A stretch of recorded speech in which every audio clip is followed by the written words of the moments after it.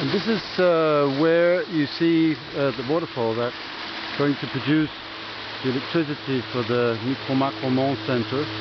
And hopefully the turbine will come up here. It shouldn't be very visible, but it's also possible to build it into the wall here.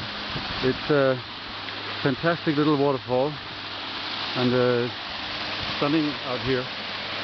I just have to take care I'm not going to fall.